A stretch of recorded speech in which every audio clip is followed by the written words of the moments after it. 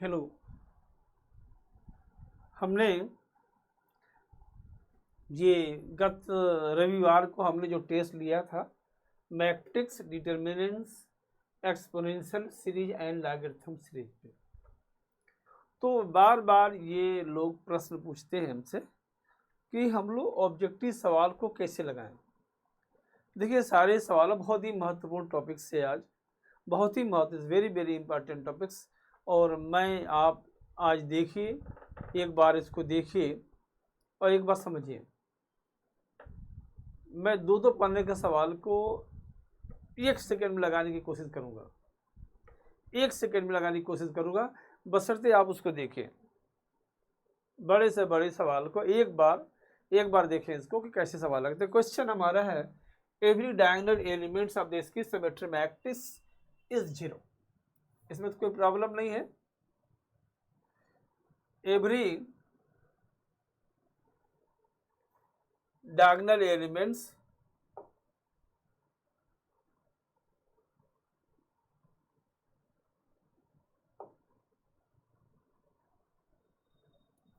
Zero, every diagonal elements of इसकी symmetric matrix ये zero होता ही है, आपको याद करना पड़ेगा। दूसरा होता है find the matrix maximum number of the non zero entries in the इसकी symmetric matrix of order n cross n। अगर n क्रॉस n की कोई मैट्रिक्स दिया हुआ है, n क्रॉस n की कोई मैट्रिक्स दी हुई है, तो अगर उसमें तो इसके जो डायगोनल एलिमेंट्स होते हैं वो जीरो जीरो होते हैं।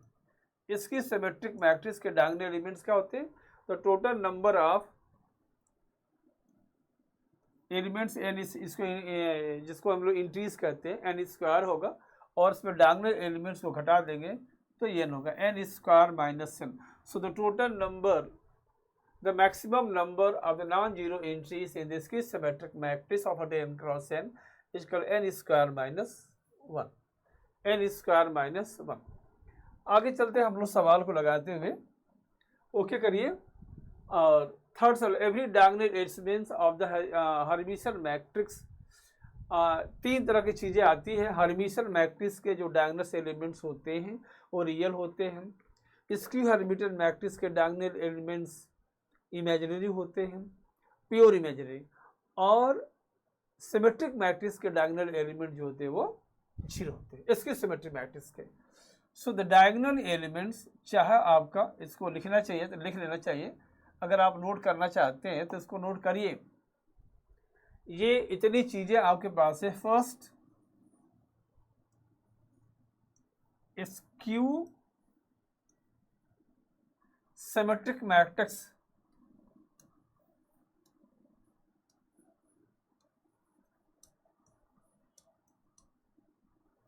इसके जो डायगोनल एलिमेंट्स आते हैं वो जीरो आते हैं। और दूसरा, अगर वो हर्मिटियन मैट्रिक्स है,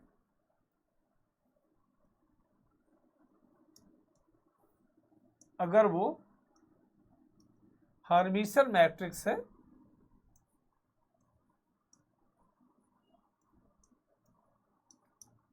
तो इसके जो डायगोनल एलिमेंट्स हैं वो रियल हैं। एंड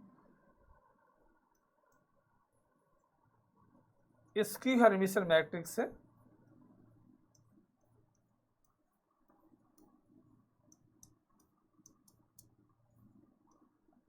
इसकी हर्मिटियन मैट्रिक्स के जो डायगोनल एलिमेंट्स आएंगे वो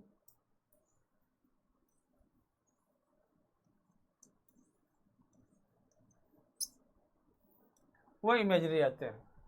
इसकी हर्मिटियन मैट्रिक्स के जो डायगोनल एलिमेंट्स आते हैं वो इमेजिनरी आते हैं। इसको दूसरा भी देखते हैं।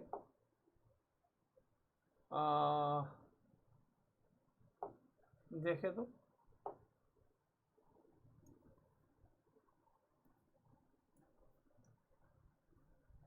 ठीक, ये ज़्यादा अच्छा है। देन तीसरा सवाल, इसको चाहे तो हम लोग प्रूव भी कर सकते हैं, बहुत बड़ी बात नहीं है। जैसे कि जो डायगोनल्स ए आई जे, जैसे मान लीजिए कि जो देखें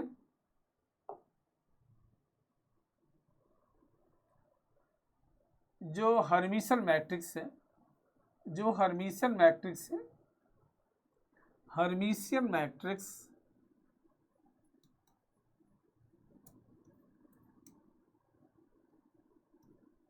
हर्मिशन मैट्रिक्स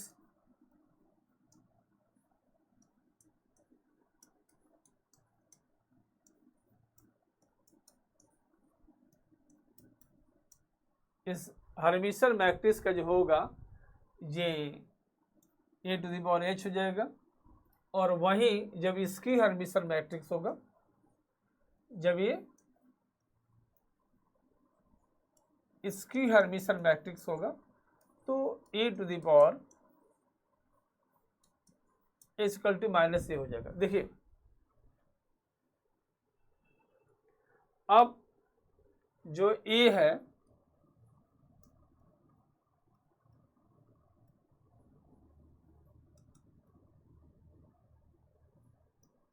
जो डायगोनल एलिमेंट्स हैं दिस, और अगर हर्मिशन मैट्रिक्स है तो बार करेंगे तो यही आएगा दिस, अर्थात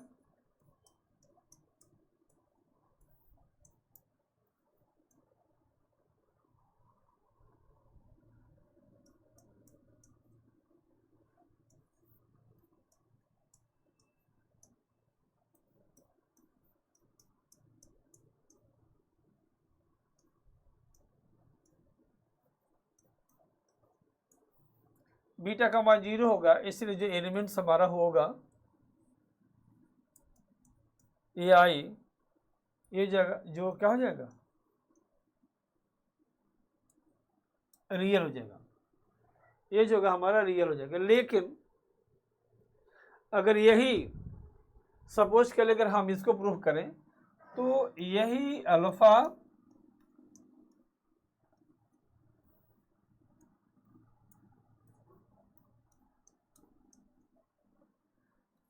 यानी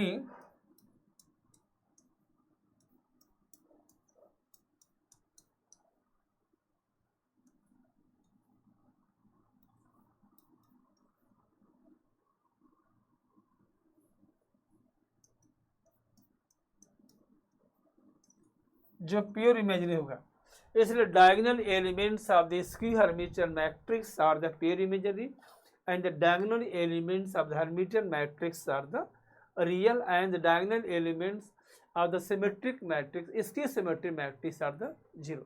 ये तीन चीज आपको हमेशा याद रहना चाहिए। अब हम लोग आगे बढ़ते हैं चौथे क्वेश्चन की तरफ। Every diagonal elements of the skew hermitian matrix, अभी मैं सिद्ध कर चुका हूं, आपका क्या होगा, अभी हमने सिद्ध किया है ये दिस, और इसी तरह से इसको हम लगा चुके हैं। आगे चलेंगे हम लोग, find the adjoint of the matrix. एक चीज आपको बता दें, एडजॉइंट ऑफ द मैट्रिक्स, पहले सवाल हम लोग को काफी पूछा जाता था, इस वेरी इंपॉर्टेंट, बहुत ही अच्छे सवाल पूछे जाते थे पहले, मैंने देखा था, इस बहुत ही इंपॉर्टेंट कॉन्सेप्ट कि डायगोनल एलिमेंट्स का जो ए बी सी दिया हुआ है तो जो इसको एडजॉइंट होगा, ये बल्कि आप याद रखिए तो ज्यादा अच्छा है,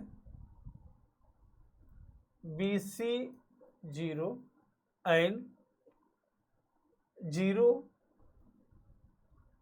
ए सी 0 0 0 एंड ए बी, और जो एक इनवर्स होगा आपका जे 1/a 0 एंड 0 1/0 0 0 एंड 1/c।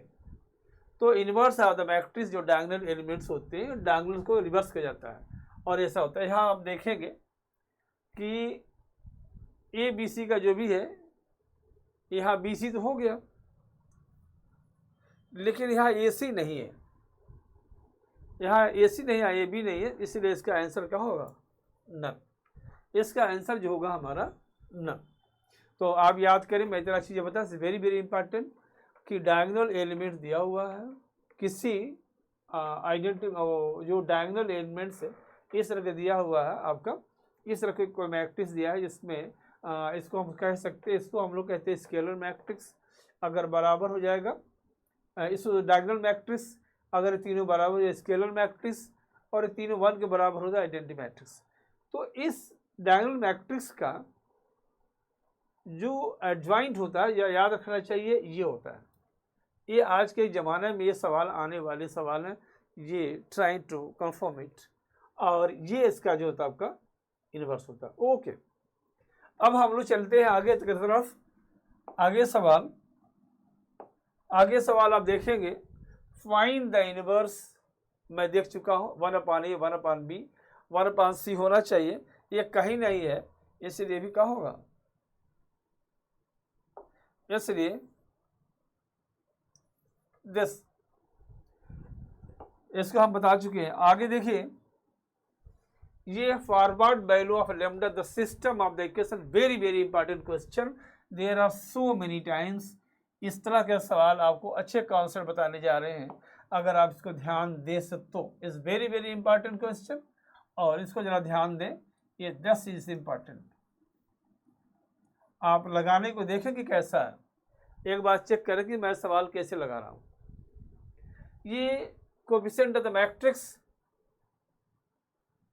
अगर आप देखें फॉरवर्ड वैल्यू ऑफ दिस, तो कोएफिशिएंट ऑफ द मैट्रिक्स जो होगा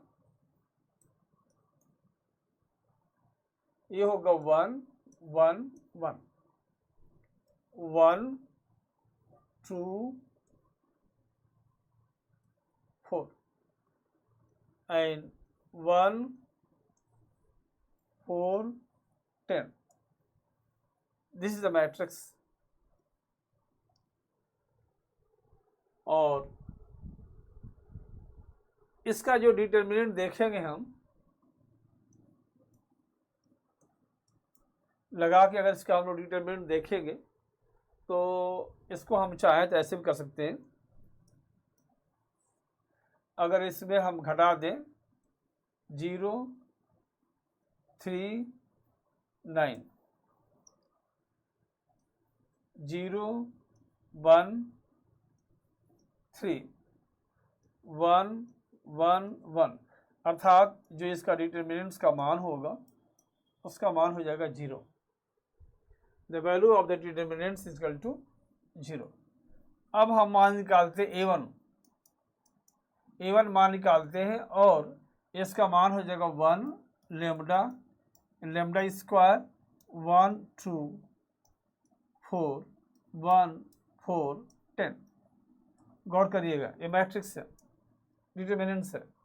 a1 का मान, तो मैंने बताया कि डिटर्मिनेंट्स निकालते हैं अगर 3 चीज़ें बता दें आपको। अगर determinants a is not equal to 0 हो, और a1 चाहे जो हो, तो इसके यूनिक सोल्यूशन होंगे। लेकिन determinants a is equal to 0 हो, तो इसका इनफाइनाइट नंबर ऑफ सोल्यूशन होगा।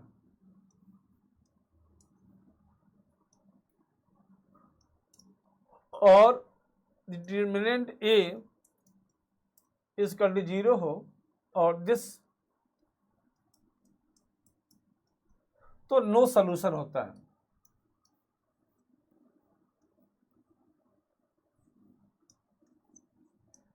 This is a no solution, तो ये नो सोल्यूशन होता है।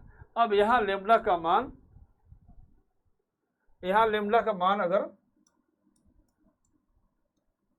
2 रखें तो नो डाउट ये दोनों बराबर हो जाएगा, 0 हो जाएगा। और लैम्डा का मान यदि 1 रखें तो यही आ गया। तो लैम्डा का मान 1 हो या लैम्डा का मान 2 हो, दोनों स्थितियों में क्या होगा, इसका मान 0 हो जाएगा। तो डिटर्मिनेंट ए इक्वल टू 0 है, और लैम्डा के दिस दोनों 0 होना चाहिए।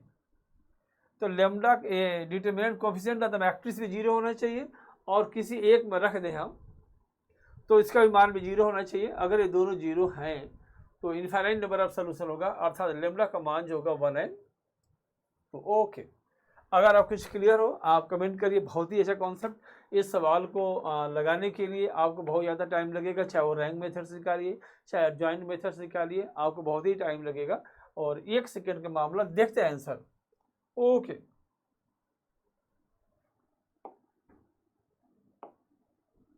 दूसरा सवाल, forward value of lambda the system of the equation this has no solution. देखिए नो सॉल्यूशन में अगर दिया हुआ है, अगर नो सॉल्यूशन दिया है तो इसका मतलब ये हो गया कि यहाँ आपका नो सॉल्यूशन का मतलब ये हो गया कि यहाँ जो डिटर्मिनेंट्स ए है,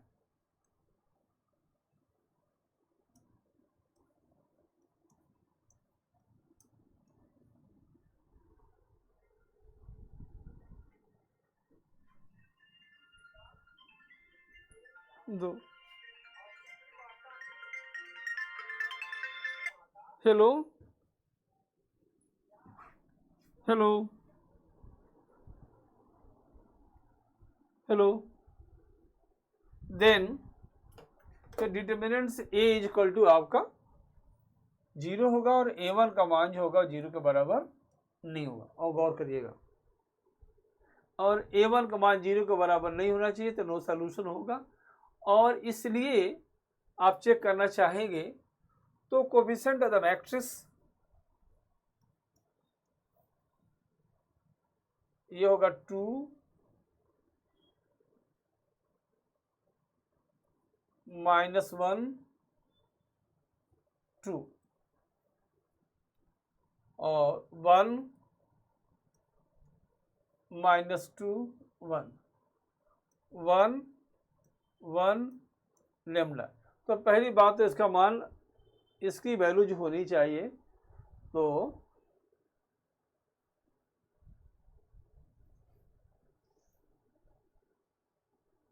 इसकी वैल्यू 0 होनी चाहिए।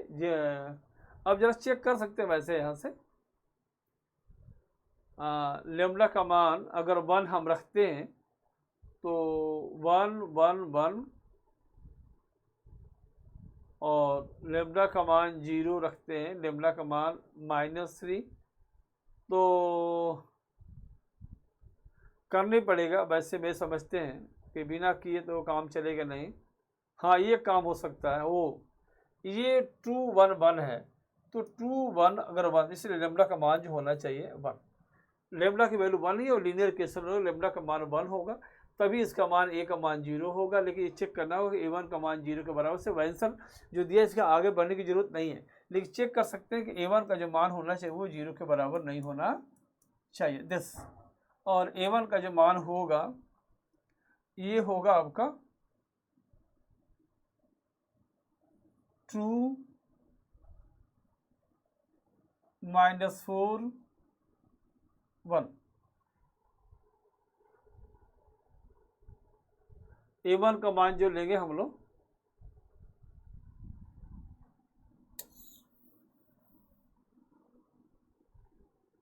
जो a1 का मान होगा, एक्चुअली जो इक्वेशन दिया हुआ आपका 2x - y plus 2x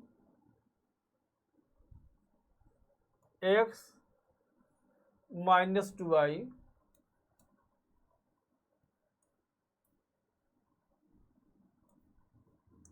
-4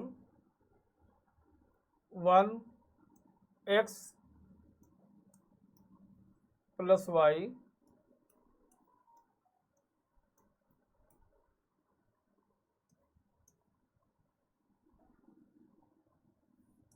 this.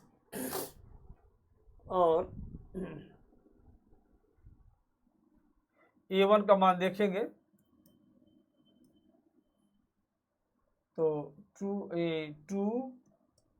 -4 4 -1 -2 1 and 2 1 और लेमडा का मान 1 तो हो ही गया है, लेमडा का मान हमने 1 मान लिया है। तो 2 1 1 और इसको देखेंगे तो इसका मान जो होना चाहिए 0 के बराबर नहीं होना चाहिए, और 2 माइनस 4 तो 0 के बराबर नहीं होना चाहिए। जल्दी लगाने का तो आइडिया नहीं लग रहा है, लेकिन चेक कर लेते हैं। 2 into -2 and -1 -3 plus -4 plus 2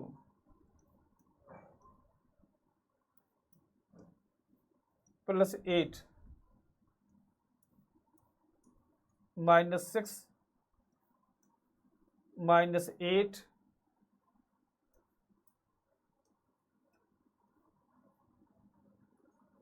is not equal to 0, is not equal to 0, and therefore हम कह सकते हैं कि ए डिटर्मिनेंट से is equal to 0, A1 is not equal to 0। वैसे आपको यहाँ तक जाने की जरूरत नहीं है, अगर लेमडा का मान 1 कर दिया तो यही 0 होगा। It's very peculiar concept.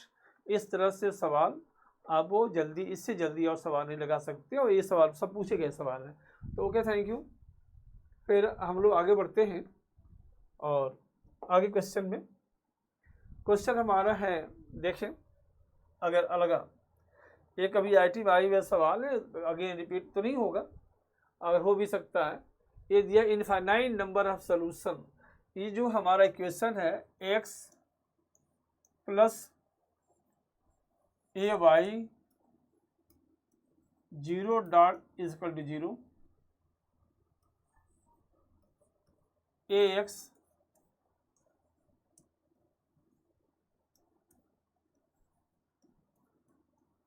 0 and, और एक छूट गया 10 जे 0 डॉट x और y and z is equal to 0 and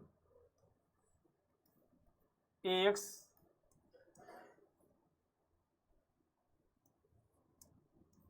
plus 0। तो नो डाउट आप ए का मान निकालेंगे 1 0 A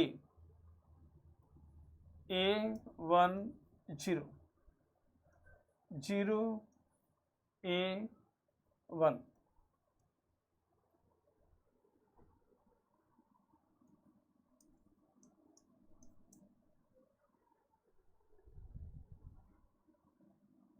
वन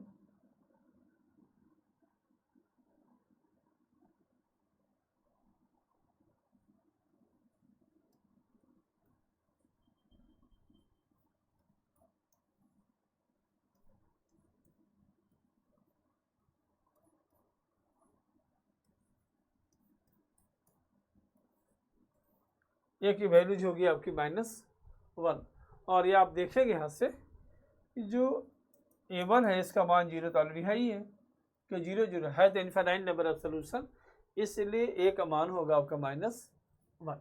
दिस बड़ी पिक्यूलर कॉन्सेप्ट, इस तरह से कॉन्सेप्ट कहीं आपने नहीं देखा होगा, मुझे नहीं लगता हमारे स्टूडेंट्स के अलावा इसको कहीं देखा नहीं होगा किसी ने। बहुत ही इंपॉर्टेंट कॉन्सेप्ट है, बहुत ही इंपॉर्टेंट कॉन्सेप्ट, एक बार देख के देखिए। और एडजॉइंट मेथड्स, रैंक मेथड्स आप लगाते रह जाएंगे, सवाल नहीं लगेगा। आगे देखते हैं हम लोग सवाल को, इट्स वेरी गुड कॉन्सेप्ट, और लगा के देखेंगे।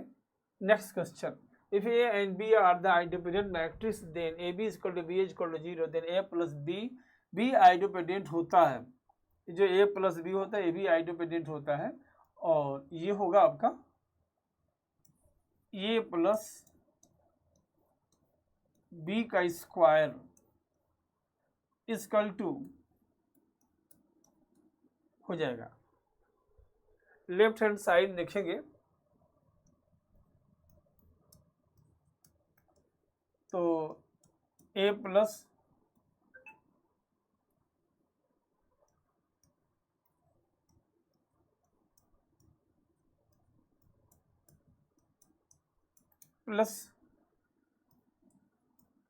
बी, और A B equal to B is equal to 0 है, इसलिए और ए बी इंडिपेंडेंट मैट्रिक्स है क्योंकि A square equal to A n B. इसलिए हम लोग देखते हैं कि ए प्लस बी का स्क्वायर इक्वल टू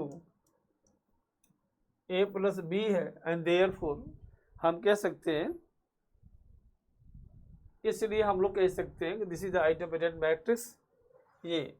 और इस तरह से जानना चाहिए कि आप देखिए मैथमेटिक्स जो हमेशा आगे बढ़ती रहती है, ये चीज़ याद भी रहना चाहिए कि and B are the identity matrix, then A plus B is also identity matrix if AB is equal to B is equal to 0, this is a theorem, so that should be keep in your mind.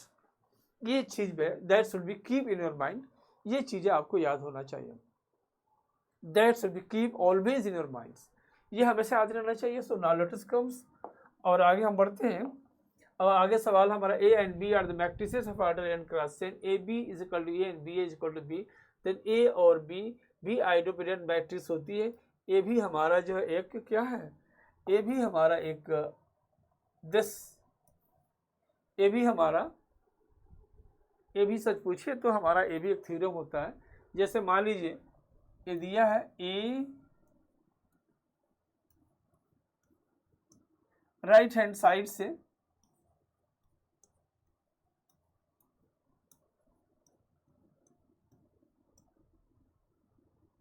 इसको लिख सकते हैं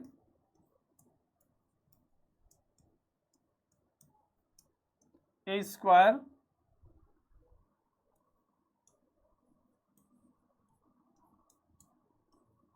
B, और चूंकि associative property hold करती है, because associative property hold,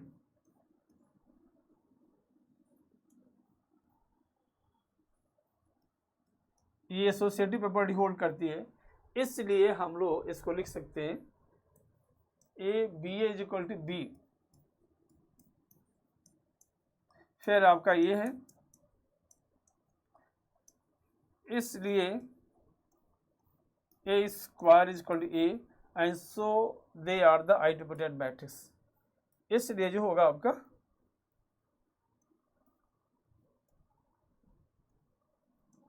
so this is the identity matrix, इसलिए identity matrix हो जाएगी। नाउ लेट अस कम, आगे बढ़ते हैं हम लोग, आगे देखे हैं ये दिस इज द थ्योरम। आगे क्वेश्चन है, if A is any square matrix then A plus A dash is a symmetric matrix. ये एक चीज आपको बता दें कि ये कोई मैट्रिक्स हो for any square matrix, for any square matrix A plus A dash, this is the symmetric matrix,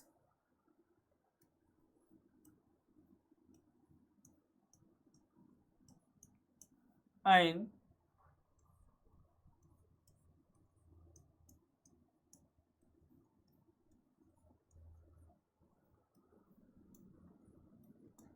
ये इसकी सिमेट्रिक मैट्रिक्स। एक थ्योरम है, any matrix can be written as the linear sum of the symmetric and इसकी symmetric matrix. ये सवाल आपसे पूछा भी गया। अगर ये कोई मैट्रिक्स दिया हुआ है तो ए प्लस ए डैश हमारा सिमेट्रिक मैट्रिक्स है, इसको हम चाहें तो प्रूव भी कर सकते हैं। जैसे मान लीजिए एच इज इक्वल टू, मान लीजिए ए प्लस ए डैश हो तो एच डैश लिखेंगे तो ए प्लस ए डैश का डैश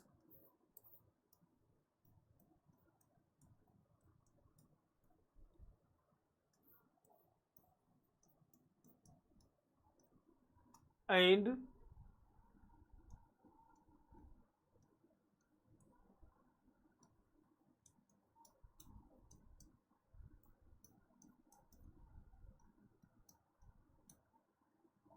ये सिमेट्रिक मैट्रिक्स होगा।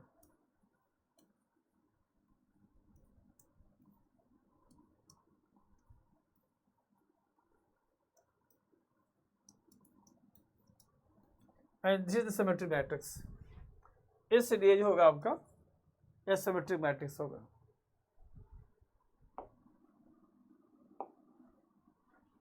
और ये प्लस ए डैश नहीं है, ये आपका ये माइनस ए डैश से गलत लिख दिया गया है, और ये माइनस पुराना सवाल हो जाएगा, नहीं तो ये माइनस ए डैश सवाल होना चाहिए यहाँ, ए माइनस ए डैश होना चाहिए, ये मिस्टेक हो गया, और ये होगा हमारा इसके सिमेट्री मैट्रिक्स। और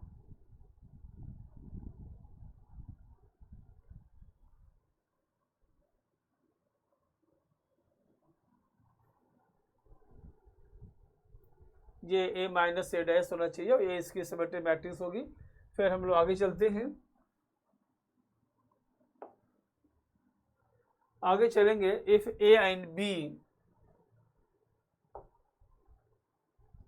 आगे क्वेश्चन हमारा है, if A and B are the matrices of order 3 cross 3 where determinants of A is equal to -1, determinant of B is equal to 3, then find the value of the determinant 3 of B। ये बड़ा पुराना सवाल और कभी IT में पूछा गया सवाल है। जैसा कि आप जानते हैं, डिटर्मिनेंट्स ऑफ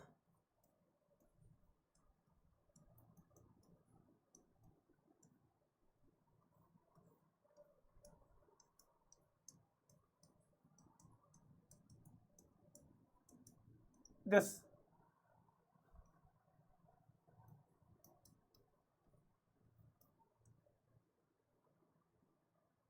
ये जो होगा आपका, ये तो 3 क्रॉस 3 मैट्रिक्स है,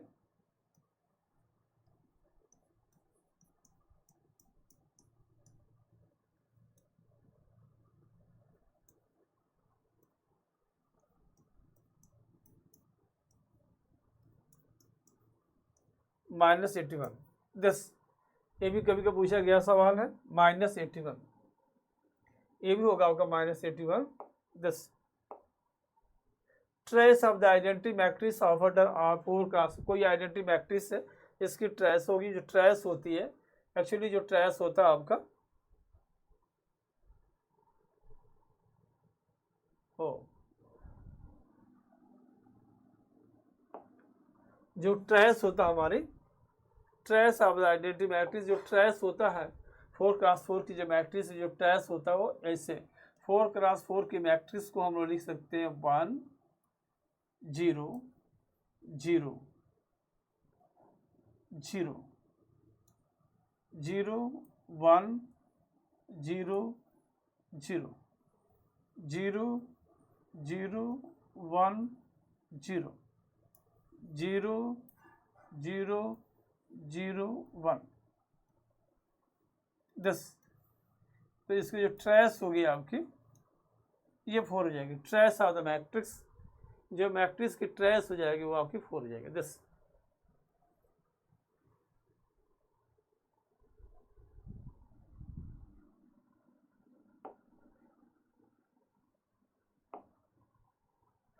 Determinants A is equal to 2, adjoint of is equal to 16, and find the order of the matrix. Determinants of J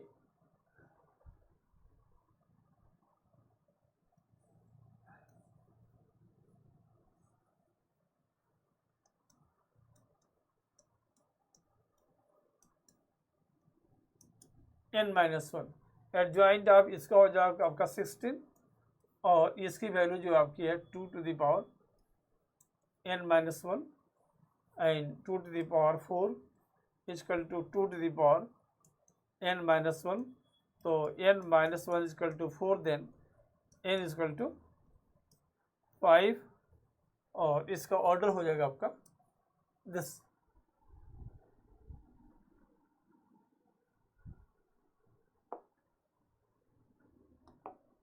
this find the trace of the zero matrix of order, no doubt इसका मान 0 होगा, no doubt इसकी value 0 होगी, this 0 होगी, zero matrix की trace 0 होगी।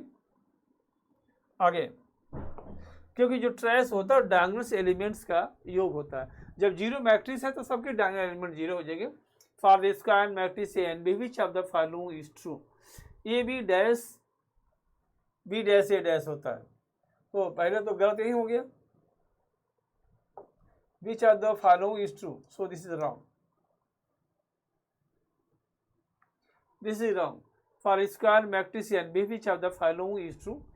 तो A B को ए डैश बी डैश गलत है, और A B dash B A B inverse A भी गलत है, ए भी गलत है, ये सही है। इसलिए the eigen values of the matrix, eigen values होता है आपका ये डिटर्मिनेंट्स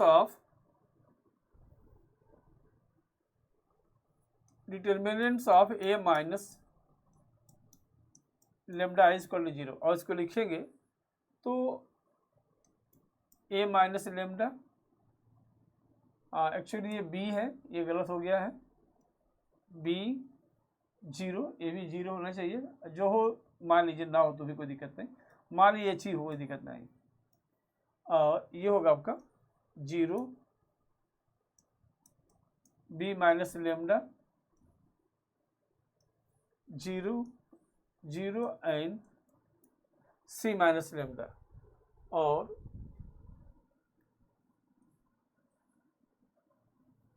जीरो होगा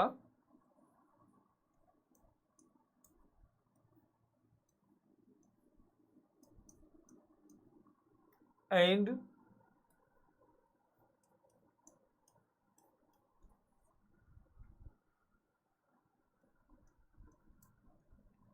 ए बी एन सी, इसका जो मान होगा ए बी सी, इसमें कोई नहीं है A H G, A ji C, A H C, तो इसका देखिए तो नल, क्योंकि इसका जो आइगन वैल्यूज होगा वो ए बी सी होगा।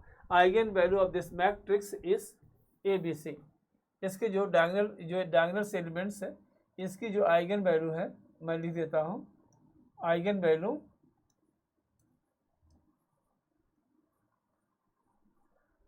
वैल्यू जो होगी आपकी A B and C, eigen value जो होगा आपका ए बी और सी होगा। आगे चलते हैं हम लोग क्वेश्चन में, आगे चलते हैं। If A and B are the invertible matrix then which of the follow is not correct. अगर A and B are the invertible matrix है तो एडजॉइंट ऑफ ए,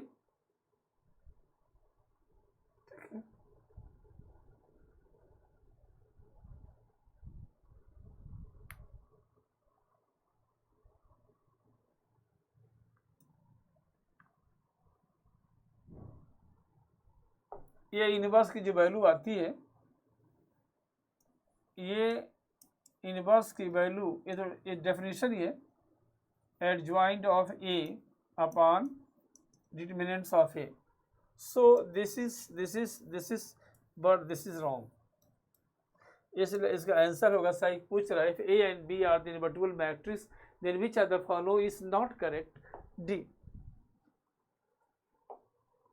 आगे देखेंगे the rank of the matrix देखेंगे इसको, हालांकि तो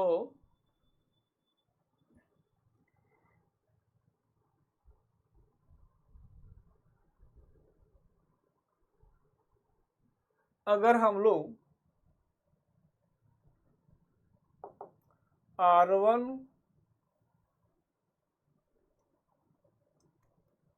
प्लस R2 को R2 के ऊपर शिफ्ट कर दें तो ये हो जाएगा आपका 1 2 एंड 3, और ये हो जाएगा आपका 3 6 10, 3 6 10 दिस। तो ये आपकी मैट्रिक्स मिल जाएगी, जिसका कोफैक्टर मैट्रिक्स, या ये इसका माइनर मैट्रिक्स लेना चाहिए। तो हमको एक minor matrix, we should find at least one minor matrix which determinants is not equal to 0. Here the rule is this: if you find at least one minor matrix which determinants is not equal to 0, so that is rank. इसकी rank 3 हो नहीं सकती, इसलिए इसका rank क्या होगा? आप देखेंगे ये जो 2 3 है एंड 6 10, इसका डिटर्मिनेंट जो होगा नॉट इक्वल टू 0, इसलिए इसकी रैंक जो होगी क्या हो जाएगी? True. Okay, the value of the matrix cos theta sec theta, और तो भाई कुछ जरूरत नहीं है, इसका मान अपने आप जीरो मैट्रिक्स, इसके तो कोई झंझट ही नहीं है, इस अपने आप इसकी जीरो मैट्रिक्स है। This is the zero matrix, very simple question. आगे चलते हैं हम लोग, चेक करिए। A the matrix A is such that A is equal to this then the determinants of A is equal to, A का मान अगर आप निकालेंगे, अगर ए का मान निकालेंगे तो चेक करिए आप यहां से, फिर तो ये होगा 2 - 4 × 7,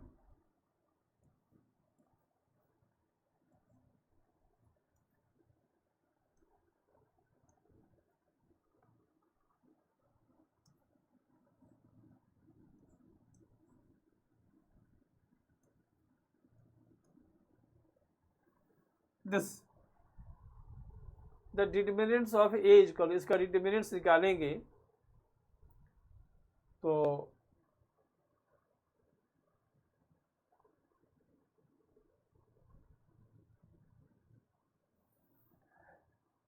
इसमें 7 कॉमन ले लें और इसमें से -4,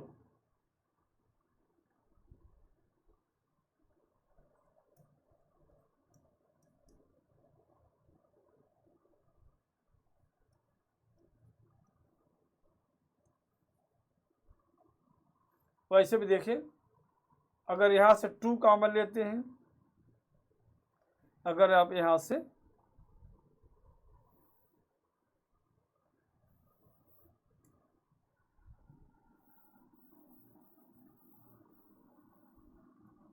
दिस, आप देखें अगर 2 कॉमन ले लेंगे यहाँ से तो 195, या -4 कर लेते फिर 195, तो सारे इसके रोज बराबर हैं, इसलिए इसका जो डिटरमिनेंट्स होगा वो अपने आप क्या हो जाएगा, 0। This the value of the matrix, ये तो बहुत सिंपल सा मामला, इसको लगाना पड़ेगा, इसके अलावा और कुछ तरीका नहीं है, बहुत जल्दी सवाल लगने की कोई संभावना नहीं। और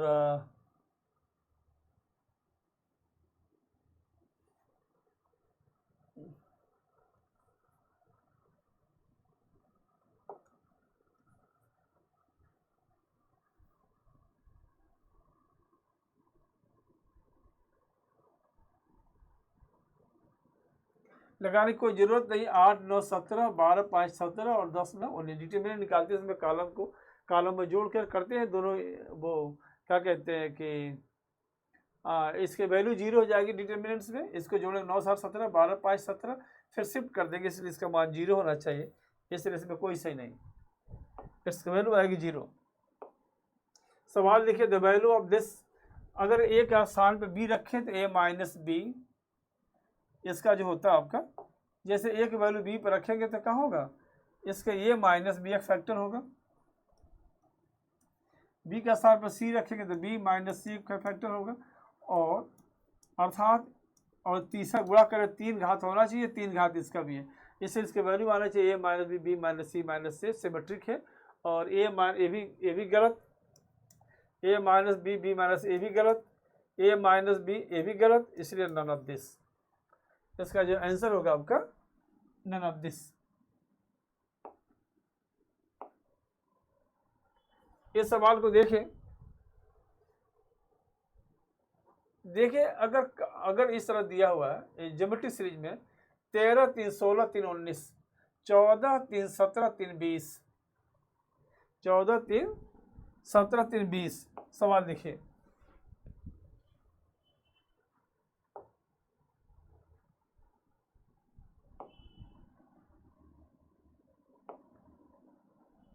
इस क्वेश्चन में कुछ नहीं रखा है, आप ज्योमेट्रिक सीरीज में 13, कोई अंतर ही नहीं है, 13 3 16 3 19, 14 3 17 3 20 एंड 15, ये सब में जो है समान कॉमन है, ये कहीं कोई झंझट नहीं है। अगर आप इसमें से इसको घटाएं तो 13 14 15, इसमें से घटाएंगे 3 3 3, इसको घटाएंगे 3 3 3, इसलिए इसका मान क्या होगा? It's very simple, so that is equal to 0।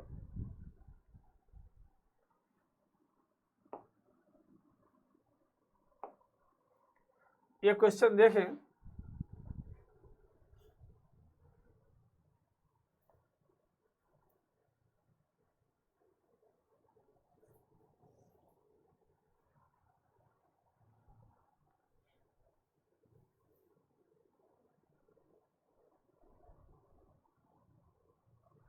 देखिए ये आने की संभावना, ये संभावना और ये संभावना, ये तो हो गई नहीं। और चाहे तो और तरीका बना सकते हैं, लेकिन ए बी सी का मान अगर 1 1 रखेंगे तो 1 2 4 1 1 रख सकते हैं। 1 1 रखेंगे तो ये 4 हो जाएगा, 2 हो जाएगा, अलग हो जाएगा। 1 1 रख दीजिए ए बी सी का मान, तो 2 1 1 1 2 1 एंड 1 1 2, इस तरह से।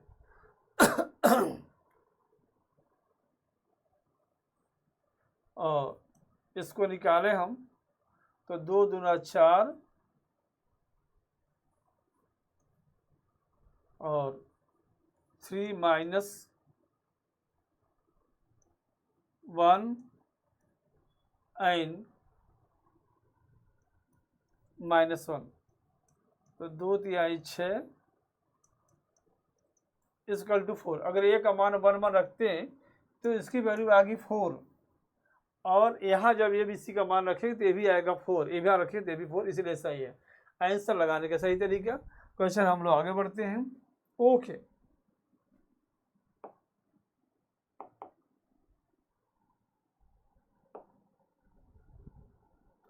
देखिए इसमें ये सवाल तो मुझे याद है, इसमें कोई ट्रिक टेक्निक लग नहीं पाती है, और सिवाय लगाने के अलावा इसका कोई भी तरीका मेरी नज़रों में नहीं है।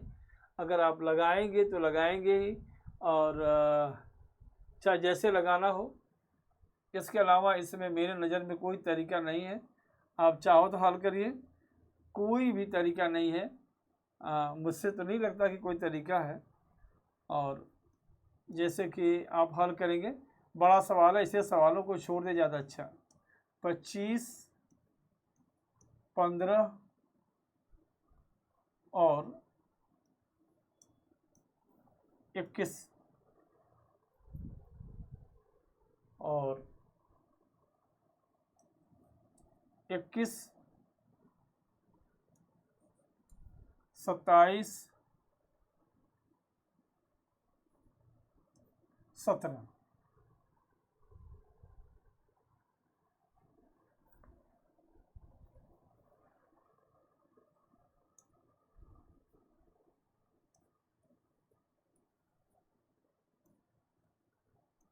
इसमें कोई हम आपको नहीं बता सकते।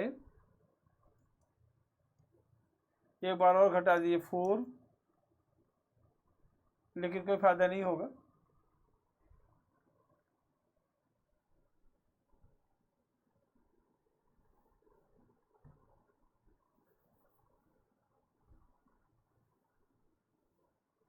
कुछ कमर भी नहीं होगा।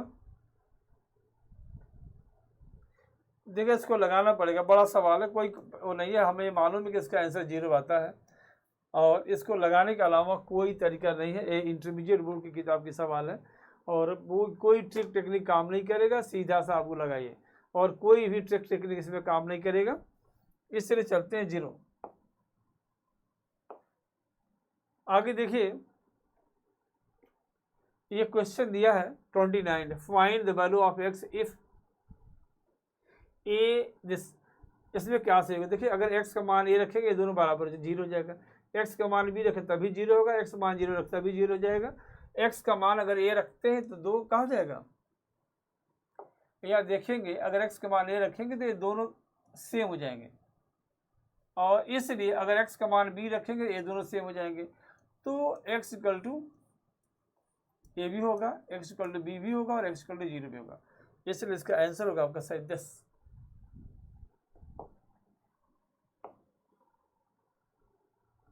30 क्वेश्चन है, फाइंड द बी ए का जो मान होगा अर्थात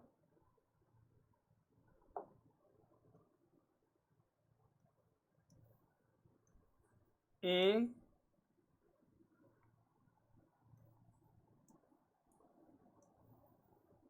and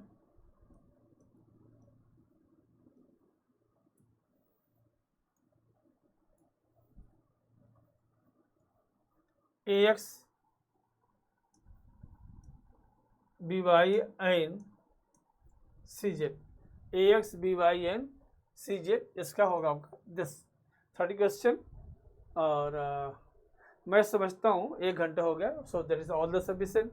okay bye, okay bye, good night. मैं आपको कल आज में डिटर्मिनेंट्स के विषय में बताया। कुछ आज जैसे अगर सवाल होंगे, मेरे पास बहुत ऐसे ऐसे ट्रिक हैं, आपको बहुत अच्छी अच्छी ट्रिक बताएंगे। डिटर्मिनेंट्स में आगे भी जो सवाल दिया हुआ उसमें अच्छे अच्छे सवाल हैं।